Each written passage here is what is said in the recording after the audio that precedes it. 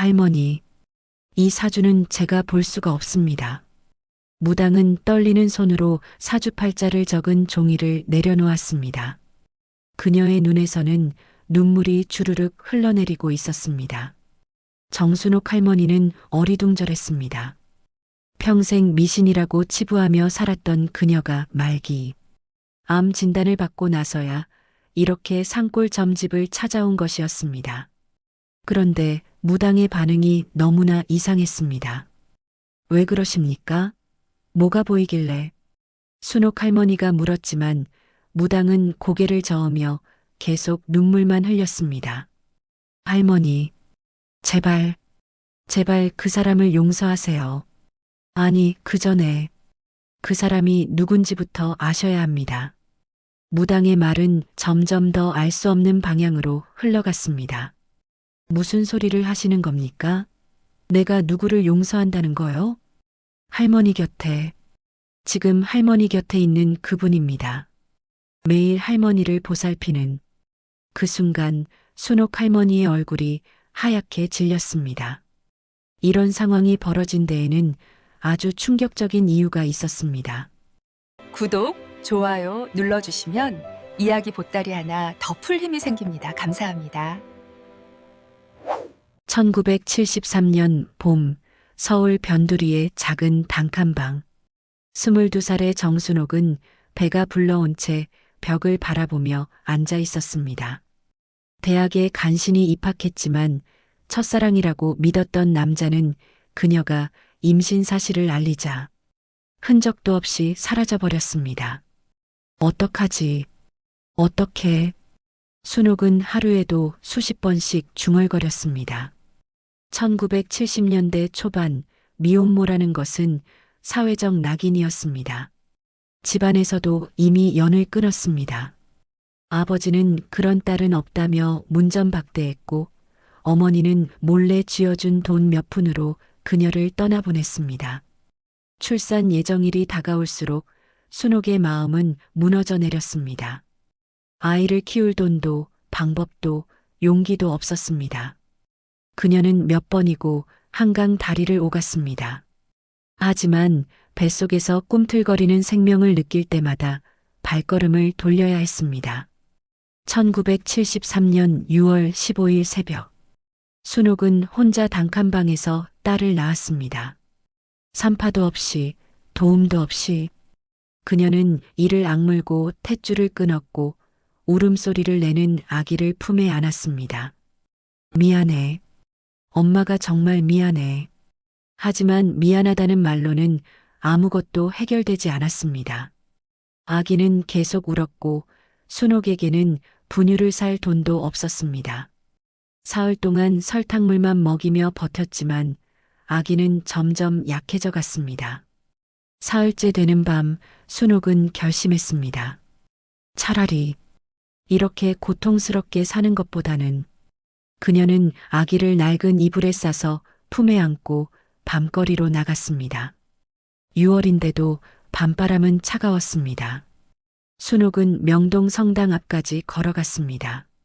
성당 계단에 아기를 내려놓으려는 순간 아기가 작은 손으로 그녀의 옷깃을 움켜쥐었습니다.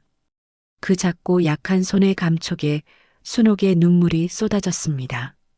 미안해. 엄마는 정말 나쁜 사람이야. 하지만 여기라면 누가 너를 발견하고 좋은 집으로 보내줄 거야. 엄마보다 훨씬 나은 사람들이. 순옥은 마지막으로 아기의 이마에 입을 맞췄습니다. 그리고 뒤돌아 뛰기 시작했습니다. 귀를 막고 뒤를 돌아보지 않으며 눈물을 흘리며. 그날 밤 이후 순옥은 다시는 그 아기를 떠올리지 않으려 애썼습니다. 아니, 떠올리지 못하도록 자신을 몰아붙였습니다. 그녀는 낮에는 식당에서 일하고 밤에는 공부했습니다. 검정고시를 거쳐 교대에 진학했고 초등학교 교사가 되었습니다. 그리고 5년 후 소개로 만난 성실한 공무원과 결혼했습니다. 남편 정기철은 착하고 조용한 사람이었습니다. 순옥은 남편에게 과거를 말하지 않았습니다. 아니, 말할 수 없었습니다. 그 비밀은 그녀의 가슴속 깊은 곳에 묻어두었습니다. 결혼 2년 차에 아들 우진이를 낳았습니다. 아들을 낳는 순간 순옥은 처음으로 그날 밤의 딸을 떠올렸습니다. 지금쯤 어디서 어떻게 살고 있을까? 하지만 그 생각은 곧 지워버렸습니다. 지금 품에 안긴 아들이 전부라고, 과거는 잊어야 한다고 스스로를 다독였습니다. 순옥은 모범적인 교사로, 모범적인 아내로, 모범적인 어머니로 살았습니다. 누구보다 엄격하게, 누구보다 완벽하게, 마치 과거의 죄를 속죄하듯이. 하지만 그럴수록 그녀의 마음 한편은 점점 더 메말라갔습니다. 우진이에게도 지나치게 엄격했고 남편에게도 따뜻하지 못했습니다. 감정을 드러내는 것이 두려웠습니다. 감정을 드러내면 그날 밤의 기억이 함께 떠오를 것 같았기 때문입니다. 세월은 빠르게 흘렀습니다. 우진이는 대학을 졸업하고 직장을 다니며 독립했습니다. 남편 기철은 65세에 퇴직한 후 갑작스러운 심근경색으로 세상을 떠났습니다. 순옥은 70세가 넘어 혼자가 되었습니다. 혼자 사는 것은 괜찮았습니다. 오히려 편했습니다. 더 이상 완벽한 척하지 않아도 되었으니까요. 하지만 2년 전 건강검진에서 폐암 3기 진단을 받았습니다. 항암 치료를 시작했지만 효과는 미미했습니다. 6개월 전에는 사기로 진행되었다는 통보를 받았습니다.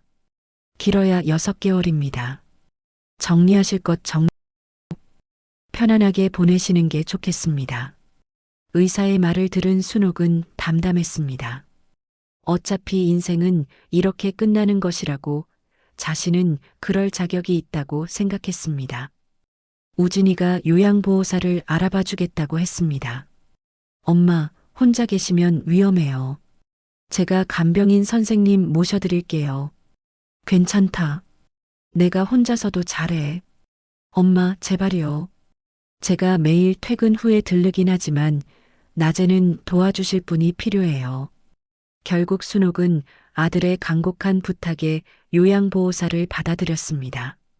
그렇게 김미선이라는 요양보호사가 그녀의 집에 오기 시작했습니다. 김미선, 52세. 작고 마른 체구에 항상 미소를 띤 여자였습니다. 첫날부터 미선은 순옥의 집을 깨끗이 청소하고 정성스럽게 식사를 준비했습니다. 할머니, 몸이 약하시니까 영양가 있는 음식 잘 드셔야 해요. 그냥 아무거나 주면 돼요. 입맛도 없는데. 그래도 드셔야죠. 제가 할머니 좋아하실 만한 거 만들어 올게요. 미선은 정말로 맛있는 음식을 만들어 왔습니다. 된장찌개, 미역국, 나물 반찬들. 순옥이 어렸을 때 먹던 그런 소박하지만 정성스러운 음식들이었습니다. 신기하게도 입맛이 없던 순옥이 미선이 만든 음식은 먹을 수 있었습니다. 할머니, 오늘은 조금 더 드셨네요. 정말 잘하셨어요. 미선은 마치 어린아이를 대하듯 순옥을 칭찬했습니다. 처음에는 그런 태도가 불편했지만 점차 익숙해졌습니다. 미선은 말수가 많지 않았지만 있는 것만으로도 집안에 온기가 도는 것 같았습니다. 청소를 하면서 콧노래를 부르고 빨래를 널면서 햇살을 받으며 미소 짓고 순옥이 힘들어하면 말없이 등을 쓸어주었습니다. 미선 씨는 가족이 있나요? 어느 날 순옥이 물었습니다. 저요? 아니요, 혼자 살아요. 결혼은 안 했어요? 한 번 했었는데 일찍 헤어졌어요. 아이도 없고요. 미선은 담담하게 대답했습니다. 하지만 그녀의 눈빛 어딘가에 깊은 슬픔이 서려 있다는 것을 순옥은 알 수 있었습니다. 외롭지 않아요? 외로움에는 익숙해요. 어릴 때부터 혼자였거든요. 어릴 때부터? 네, 저는 고아원에서 자랐어요. 태어나자마자 버려졌다고 하더라고요.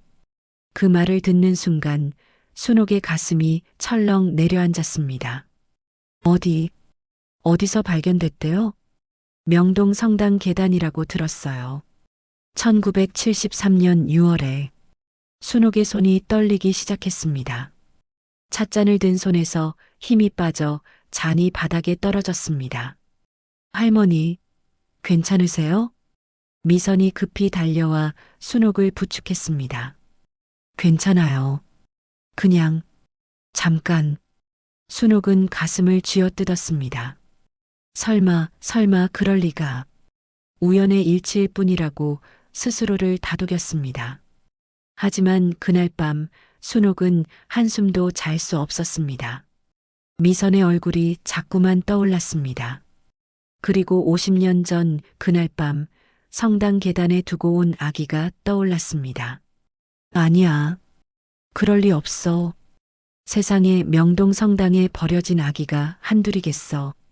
하지만 날짜까지 일치하는 것은 우연치고는 너무 정확했습니다. 다음 날부터 순옥은 미선을 볼 때마다 이상한 감정에 사로잡혔습니다. 미선의 눈썹, 코, 인매를 자세히 들여다보게 되었습니다. 어느 날 미선이 웃을 때 입꼬리가 올라가는 모습을 보았습니다. 그것은 젊은 시절 순옥 자신의 모습과 똑같았습니다. 순옥은 두려웠습니다. 혹시 정말로 저 사람이 그때 그 아기라면? 50년 만에 자신이 버린 딸이 자신을 돌보고 있다면? 하지만 확인할 방법도 확인할 용기도 없었습니다. 며칠이 지나도 순옥의 불안은 가라앉지 않았습니다. 오히려 미선을 볼 때마다 더욱 심해졌습니다. 미선은 변함없이 정성스럽게 순옥을 돌봤습니다. 아침마다 따뜻한 물수건으로 순옥의 얼굴을 닦아주고 항암 부작용으로 입맛이 없을 때는 죽을 쑤어 먹였습니다. 할머니, 오늘 날씨가 정말 좋은데 잠깐 밖에 나가실래요? 햇볕을 좀 쬐시면 기분이 나아지실 거예요. 괜찮아요. 그냥 여기 있을래요. 그래도 조금만요. 제가 부축해 드릴게요. 미선은 순옥을 부축해서 아파트 단지 안벤치까지 데리고 나갔습니다. 따스한 햇살이 내리쬐는 가을 오후였습니다. 벤치에 앉아 있는데 미선이 조용히 말했습니다. 할머니, 저 사실은요. 평생 엄마 얼굴을 보는 게 소원이었어요. 순옥의 심장이 쿵 하고 내려앉았습니다. 고아원에서 자라면서 제일 힘들었던 건 명절이었어요. 다른 아이들은 부모님이 찾아오시는데 전 혼자였거든요. 그때마다 생각했죠. 나를 낳은 사람은 어디서 뭘 하고 있을까? 나를 버린 걸 후회하기라도 할까? 미선 씨, 괜찮아요, 할머니. 이제는 다 이해해요. 분명 어쩔 수 없는 사정이 있었을 거예요. 제 엄마도 그랬을 거라고 믿어요. 미선은 밝게 웃었지만 그 웃음 뒤에 감춰진 평생의 아픔을 순옥은 느낄 수 있었습니다. 순옥은 아무 말도 할 수 없었습니다. 목이 메어 소리가 나오지 않았습니다. 그날 밤 순옥은 결정했습니다. 확인해야 한다고. 미선이 정말 자신의 딸인지 아닌지를. 다음 날 아침 순옥은 우진이에게 전화했습니다. 우진아, 미선 씨 인적사항 알 수 있어? 갑자기 왜요, 엄마? 문제라도 있으세요? 아니, 그냥 좀 궁금해서. 우진은 잠시 후 미선의 기본 정보를 보내줬습니다. 김미선, 1973년 6월 15일생, 출생지 불명, 명동 성당에서 발견, 설린원 고아원 출신. 순옥의 손에서 핸드폰이 떨어졌습니다. 날짜가 정확히 일치했습니다. 1973년 6월 15일. 자신이 딸을 낳은 그날. 명동 성당 계단에 두고 온 바로 그날. 순옥은 숨을 쉴 수가 없었습니다. 50년 전의 기억이 쏟아져 들어왔습니다. 작은 손으로 자신의 옷깃을 움켜쥐던 아기. 뒤도 돌아보지 않고 뛰어간 그 밤. 평생 가슴속에 묻어두었던 죄책감. 그리고 지금 그 아기가 어른이 되어 자신을 돌보고 있다는 사실. 순옥은 방바닥에 주저앉아 흐느꼈습니다. 50년 만에 처음으로 억눌렀던 감정이 폭발했습니다. 미안해. 미안해. 정말 미안해. 하지만 이 사실을 미선에게 말할 수 있을까? 아니, 말해야 하는가? 순옥은 혼란스러웠습니다. 만약 미선이 진실을 알게 된다면 어떤 반응을 보일까? 자신을 버린 어머니라는 걸 알게 된다면 증오하지 않을까? 그리고 미선은 모르는 채로 평생을 살았는데 이제 와서 진실을 말하는 것이 정말 옳은 일일까? 순옥은 며칠 동안 고민했습니다. 미선을 볼 때마다 가슴이 찢어지는 것 같았습니다. 자신을 위해 정성껏 밥을 짓고 약을 챙기고 미소 지으며 말을 거는 미선을 보면서 죄책감이 밀려왔습니다. 어느 날 저녁 미선이 저녁 식사 준비를 마치고 순옥에게 말했습니다. 할머니, 내일은 제가 좀 늦게 올 것 같아요. 고아원 동창들이 모임이 있어서요. 고아원 동창 모임? 네, 1년에 한 번씩 만나요. 다들 가족 같은 사람들이에요. 서로 힘들 때 의지하고. 미선의 얼굴에 따뜻한 미소가 번졌습니다. 좋은 분들이 많아요. 저처럼 혼자 사는 사람들끼리 명절 때 모여서 밥도 먹고 생일도 챙겨주고 그분들이 제 가족이에요. 그 말을 들으면서 순옥은 깨달았습니다. 미선은 이미 자신만의 가족을 만들어서 살아왔다는 것을, 그리고 그것으로 충분히 행복했다는 것을. 내가 끼어들 자리가 있을까? 순옥은 더욱 혼란스러웠습니다. 다음 날 미선이 늦게 온다는 날, 순옥은 혼자 집에 앉아 있다가 문득 결심했습니다. 무당을 찾아가기로. 평생 미신을 믿지 않았지만 이번만큼은 누군가에게 답을 듣고 싶었습니다. 이 일을 어떻게 해야 하는지, 미선에게 진실을 말해야 하는지 말아야 하는지. 순옥은 택시를 타고 북한산 자락의 작은 점집을 찾아갔습니다. 동네 사람들 사이에서 소문난 무당이 있다는 얘기를 들었던 곳이었습니다. 어서 오세요. 60대 중반쯤 되어 보이는 무당 혜진이 순옥을 맞았습니다. 사주를 보러 왔습니다. 앉으세요. 생년월일씨를 말씀해 주세요. 순옥은 자신의 사주를 말했습니다. 무당은 사주를 적으며 계산을 시작했습니다.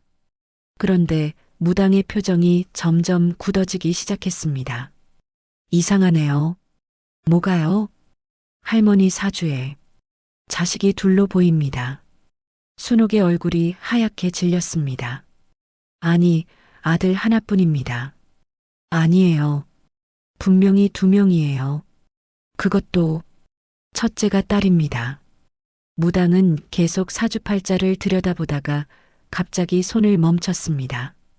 그리고 고개를 들어 순옥을 똑바로 쳐다봤습니다. 할머니, 혹시? 무당의 목소리가 떨리기 시작했습니다. 첫째 딸과 헤어지신 적이 있습니까? 순옥은 대답할 수 없었습니다. 입술이 파르르 떨렸습니다. 무당은 다시 사주를 들여다봤습니다. 그리고 갑자기 눈을 감았습니다. 마치 무언가를 보는 듯한 표정이었습니다. 잠시 후 무당의 눈에서 눈물이 흘러내리기 시작했습니다.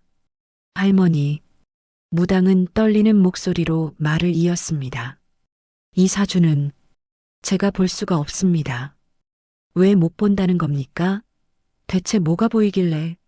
순옥은 거의 소리를 지르듯 물었습니다. 무당은 계속 눈물을 흘리며 고개를 저었습니다. 할머니, 저는 사주만 보는 게 아니에요. 때로는 그 사람 주변의 기운도 보입니다. 그래서요? 지금 할머니 곁에 아주 강한 한의 기운과 동시에 엄청난 사랑의 기운이 함께 느껴집니다. 이 2가지가 한 사람에게서 나오고 있어요. 순옥의 가슴이 철렁 내려앉았습니다. 누구 말입니까? 할머니를 매일 돌보는 분입니다. 그분이 바로 할머니의 첫째 딸입니다. 무당의 말에 순옥은 그 자리에서 무너져 내렸습니다.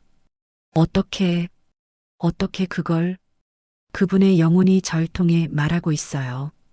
평생을 엄마를 찾아 헤맸다고. 매일 밤 엄마 꿈을 꿨다고. 그런데 운명이 이렇게 만났는데도 엄마는 모르고 있다고. 무당은 흐느끼기 시작했습니다. 그분이 얼마나 외로웠을지, 얼마나 엄마가 보고 싶었을지. 하지만 동시에 할머니를 향한 사랑도 느껴져요. 미움과 사랑이 동시에 존재하는 복잡한 마음. 순옥도 눈물을 흘리기 시작했습니다. 저는 어떻게 해야 합니까? 할머니. 무당은 순옥의 손을 잡았습니다. 제발 그 사람을 용서하세요. 아니, 그 전에 그분이 누군지부터 아셔야 합니다. 진실을 말씀하세요. 지금이라도 늦지 않았어요. 하지만 만약 미선 씨가 저를 증오한다면 증오하더라도 알 권리가 있습니다. 그리고 무당은 깊이 숨을 들이쉬었습니다. 할머니, 시간이 많지 않으세요. 제 눈에 할머니의 생기가 거의 보이지 않습니다. 아마 몇 달 남지 않으셨을 겁니다. 순옥도 알고 있었습니다. 요즘 몸이 급격히 안 좋아지고 있다는 것을. 그러니 후회하지 마세요. 지금이라도 진실을 말씀하시고 용서를 구하세요. 그게 할머니와 그분 모두를 위한 길입니다. 순옥은 점집을 나와 택시에 올랐습니다. 집으로 돌아가는 내내 눈물이 멈추지 않았습니다. 집에 도착했을 때는 이미 저녁 시간이었습니다. 미선이 다녀간 흔적이 보였습니다.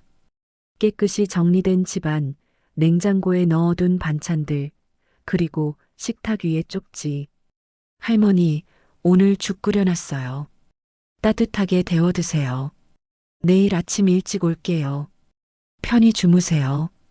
쪽지를 읽으며 순옥은 그 자리에 주저앉았습니다.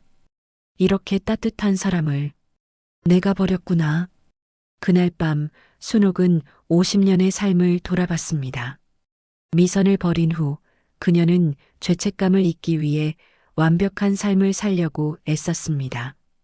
완벽한 교사, 완벽한 아내, 완벽한 어머니. 하지만 그 완벽함 속에서 그녀는 진짜 감정을 잃어버렸습니다. 아들 우진에게도 제대로 사랑을 주지 못했습니다. 항상 엄격하게만 대했고 우진이 어떤 감정을 느끼는지 귀 기울이지 않았습니다. 남편에게도 마음을 열지 못했습니다. 결국 순옥은 50년 동안 스스로를 감옥에 가둬놓고 살았던 것입니다. 그리고 그 대가를 지금 치르고 있었습니다. 며칠 후 순옥의 상태가 갑자기 악화되었습니다. 심한 기침과 함께 피를 토했고 병원에 실려갔습니다. 더 이상 항암 치료는 의미가 없습니다. 이제는 통증 관리에 집중하시는 게 좋겠습니다. 아마 한두 달 정도밖에. 의사의 말에 우진이 무너져 내렸습니다. 엄마, 괜찮다, 우진아. 엄마는 충분히 살았어. 순옥은 담담히 말했지만 마음속으로는 절규하고 있었습니다. 아직 할 일이 남았는데, 미선이에게 진실을 말해야 하는데. 병원에서 일주일을 보낸 후 순옥은 집으로 돌아왔습니다. 이제는 거동도 힘들어졌습니다. 미선은 더욱 정성껏 순옥을 돌봤습니다. 밤낮으로 곁을 지키며 물 한 모금도 직접 먹여주고 몸을 닦아주고 이불을 갈아주었습니다. 할머니, 힘드시죠? 제가 있어요. 제가 곁에 있을게요. 미선의 따뜻한 손길에 순옥은 매번 눈물을 삼켜야 했습니다. 이 손길이 내가 버린 그 아기의 손이구나. 어느 날 밤 순옥이 심한 통증으로 잠을 이루지 못하고 있을 때였습니다. 미선은 밤새 순옥의 손을 잡고 앉아 있었습니다. 할머니, 제가 자장가 불러드릴까요? 자장가? 네, 제가 어렸을 때 고아원 원장 선생님이 불러주시던 노래예요. 그 노래를 들으면 엄마가 불러주는 것 같아서 좋았어요. 미선은 조용히 노래를 부르기 시작했습니다. 자장 자장 우리 아기, 잘도 잔다 우리 아기. 순옥의 눈에서 눈물이 주르륵 흘러내렸습니다. 이 순간을 더 이상 미룰 수 없다는 걸 알았습니다. 미선 씨, 네 할머니, 할 말이 있어요. 순옥은 떨리는 목소리로 입을 열었습니다. 사실은 저는 하지만 말을 잇지 못했습니다. 두려웠습니다. 미선이 자신을 어떻게 볼지, 어떤 반응을 보일지. 할머니, 무슨 말씀이세요? 아니, 아무것도 아니에요. 그냥 고맙다는 말을 하고 싶었어요. 순옥은 결국 진실을 말하지 못했습니다. 며칠이 지났습니다. 순옥의 상태는 더욱 악화되었고, 이제는 하루 중 대부분을 잠으로 보냈습니다. 의식이 흐릿해질 때마다 순옥은 생각했습니다. 이대로 가면 안 돼. 미선이에게 말해야 해. 진실을 말하고 용서를 구해야 해. 하지만 현실이 되면 다시 용기가 사라졌습니다. 그러던 어느 날 우진이 회사 출장으로 일주일간 부산에 가게 되었습니다. 엄마, 제가 없는 동안 미선 선생님이 24시간 계시기로 했어요. 괜찮으시죠? 그래, 괜찮다.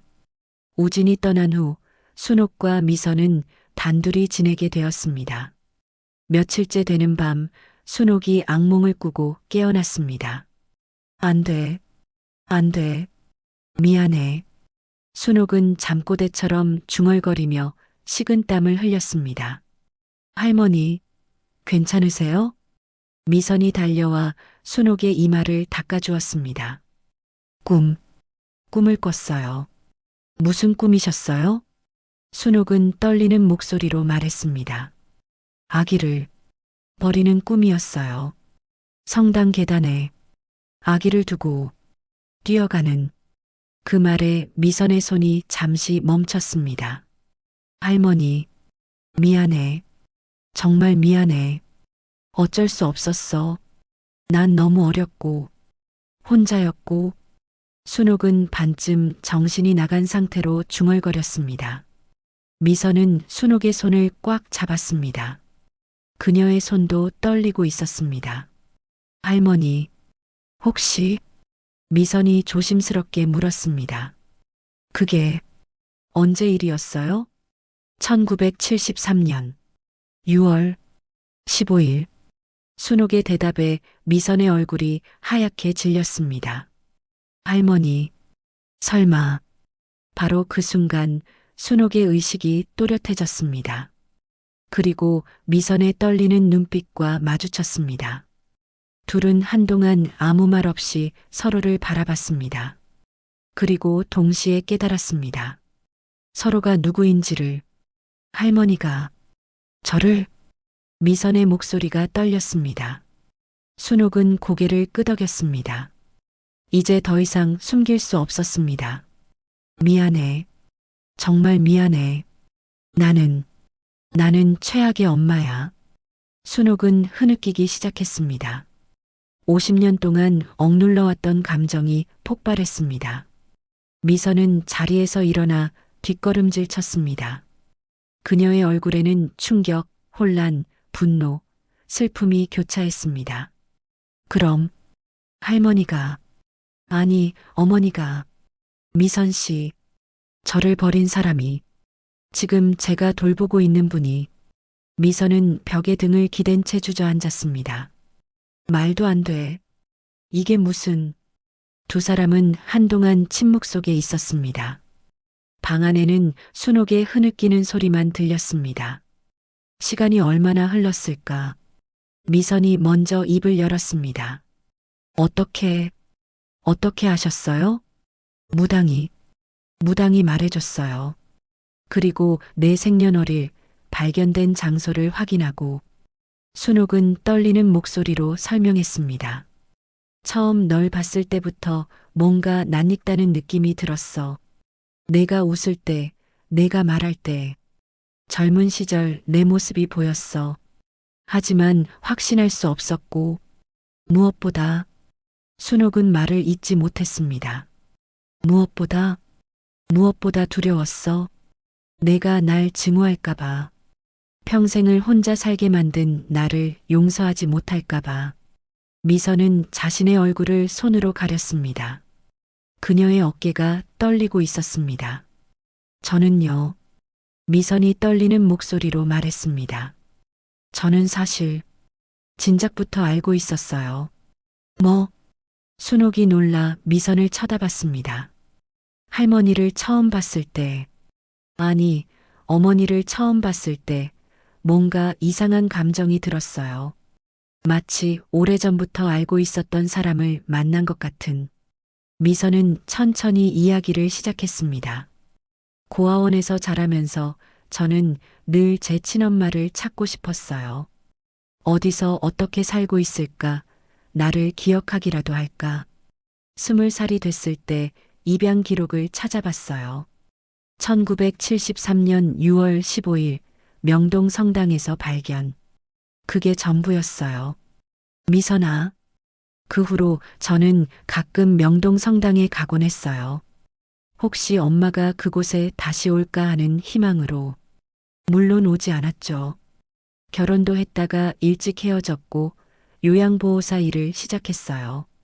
다른 사람을 돌보면서 제 상처도 조금씩 치유되는 것 같았거든요.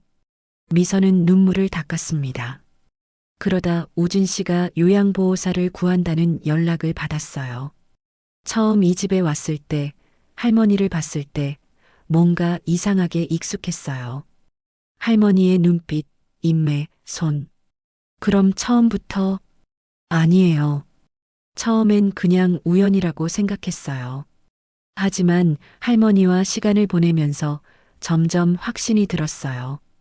특히 할머니가 잠꼬대로 미안해라고 하실 때, 제 생일 즈음에 유독 우울해하실 때, 미선은 순옥을 똑바로 쳐다봤습니다. 그래서 할머니 옛날 사진을 몰래 봤어요. 우진 씨 방에 있는 앨범에서. 거기서 젊은 시절 할머니 사진을 봤는데 제 얼굴이랑 똑같더라고요. 순옥은 숨이 막혔습니다. 그럼 언제부터? 한 달 전쯤부터요. 확신한 건 왜 말하지 않았어? 미선이 쓸쓸하게 웃었습니다. 저도 두려웠어요. 어머니가 진실을 알면 어떻게 반응하실지. 그리고 미선은 잠시 말을 멈췄다가 이어갔습니다. 솔직히 말하면 화가 났어요. 왜 50년이 지나서야 만나야 했는지. 왜 저는 평생 혼자 외롭게 살아야 했는지. 어머니는 새 가족을 만들고 행복하게 사셨는데 저는 미선의 목소리에 쌓여있던 분노가 묻어났습니다. 하지만 동시에 어머니를 돌보면서 행복했어요. 평생 꿈꿔왔던 일이었으니까요. 엄마에게 밥을 해드리고 엄마 손을 잡고 엄마 곁에 있는 것. 비록 어머니는 모르셨지만 저는 행복했어요. 순옥은 참았던 눈물을 쏟아냈습니다. 미안해. 정말 미안해. 나는 정말 나쁜 엄마야. 그만하세요. 미선이 차갑게 말했습니다. 미안하다는 말로는 부족해요. 50년이라는 시간을 되돌릴 수 없어요. 알아.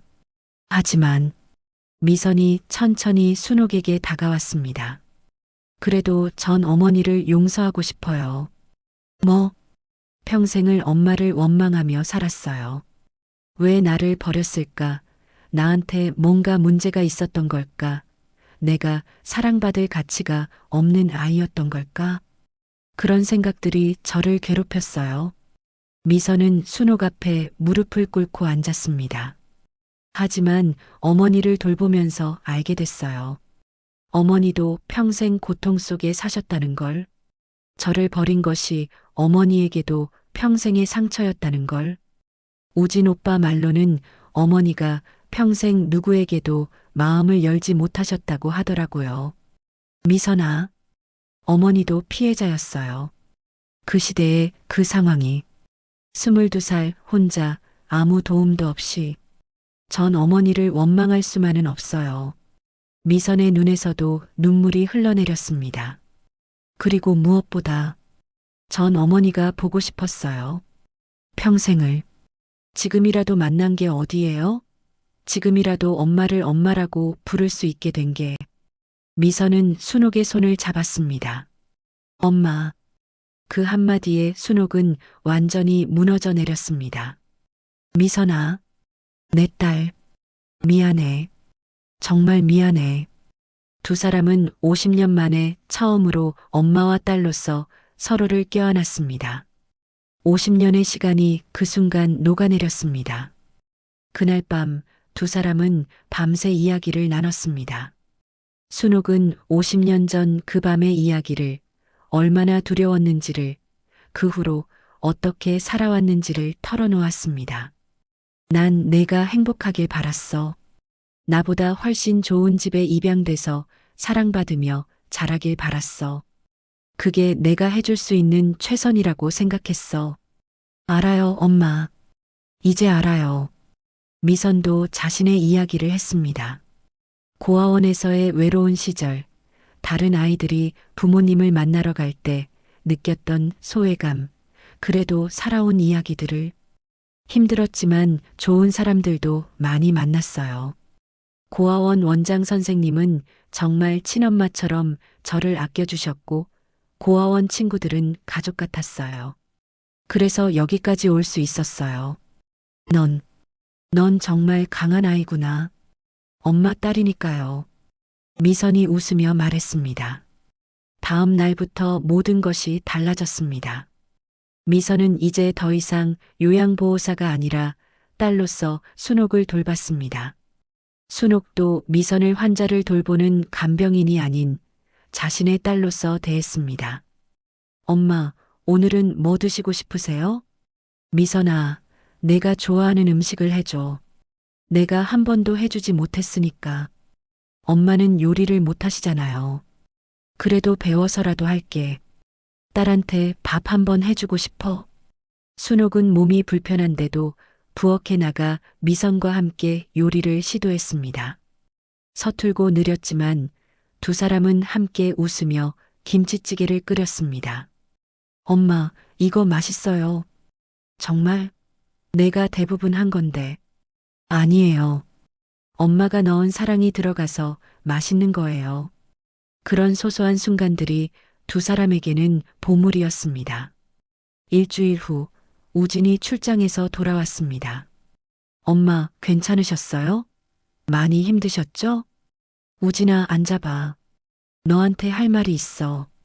순옥은 우진에게 모든 진실을 말했습니다. 미선이 사실은 그의 누나라는 것을. 우진은 처음에는 믿을 수 없다는 표정이었지만 이내 받아들였습니다. 그럼 미선 선생님이 제 누나셨어요? 그래. 세상에. 우진은 미선을 물끄러미 바라봤습니다. 그리고 천천히 다가가 고개를 숙였습니다. 누나, 죄송해요. 몰라봐서. 무슨 말씀이에요? 우진 씨도 몰랐던 일인데. 아니에요. 제가 엄마를 더 자주 봤어야 했는데. 그랬으면 누나가 이렇게 힘들게 일하지 않아도 됐을 텐데. 우진의 눈에도 눈물이 고였습니다. 이제부터 제가 누나라고 불러도 될까요? 미선이 환하게 웃었습니다. 물론이죠. 동생. 그렇게 순옥의 가족은 비로소 완성되었습니다. 하지만 시간은 그들 편이 아니었습니다. 2달 후 순옥의 상태는 급격히 나빠졌습니다. 이제는 침대에서 일어날 힘도 없었습니다. 엄마, 힘드시죠? 미선이 순옥의 손을 잡고 물었습니다. 아니, 지금은 하나도 안 힘들어. 내가 곁에 있으니까. 순옥은 미약하게 웃었습니다. 미선아, 내가 너무 늦게 엄마 노릇을 시작한 것 같아서 미안해. 아니에요, 엄마. 이렇게라도 함께 할 수 있어서 감사해요. 우진이도, 미선이도, 너희 둘은 정말 착한 아이들이야. 나같이 부족한 엄마를 둬서 미안해. 엄마. 우진과 미선은 순옥의 양옆에 앉아 그녀의 손을 잡았습니다. 엄마는요, 최고의 엄마예요. 미선이 말했습니다. 비록 50년이 늦었지만 그래도 엄마를 만날 수 있었어요. 엄마라고 부를 수 있었어요. 그것만으로도 전 행복해요. 나도 행복해. 마지막에라도 너희 둘과 함께 할 수 있어서. 순옥의 목소리가 점점 약해졌습니다. 미선아, 내 엄마, 사랑해. 평생 말하지 못했던 말이야. 사랑해, 내 딸. 저도 사랑해요, 엄마. 미선은 순옥을 껴안으며 눈물을 흘렸습니다. 그날 밤 순옥은 두 자녀의 손을 잡은 채 편안히 눈을 감았습니다. 50년 만에 찾은 딸의 손을 잡고 평생 함께한 아들의 손을 잡고 그녀는 평화롭게 떠났습니다. 장례식장에는 순옥이 가르쳤던 제자들, 동료 교사들, 동네 사람들이 많이 찾아왔습니다. 선생님은 정말 훌륭한 분이셨어요. 엄격하셨지만 그 속에 따뜻한 마음이 있다는 걸 우리는 알고 있었어요. 미선은 문상객들의 말을 들으며 엄마에 대해 더 많이 알게 되었습니다. 엄마도 자신만의 방식으로 최선을 다해 살았다는 것을, 완벽하지 않았지만 그래도 많은 사람들에게 영향을 주며 살았다는 것을. 장례를 마친 후 미선과 우진은 엄마의 유품을 정리했습니다. 서랍 깊숙한 곳에서 오래된 공책 하나를 발견했습니다. 그것은 순옥의 일기장이었습니다. 미선은 떨리는 손으로 일기장을 펼쳤습니다. 1973년 6월 15일. 오늘 딸을 낳았다. 작고 연약한 아이. 하지만 나는 이 아이를 지킬 수 없다. 미안하다. 정말 미안하다. 1973년 6월 18일. 아기를 성당에 두고 왔다. 돌아오는 길에 계속 울었다. 이 죄책감을 어떻게 씻어야 할까?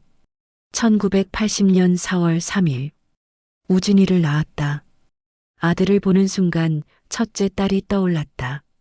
지금 어디서 어떻게 지내고 있을까? 건강할까? 행복할까?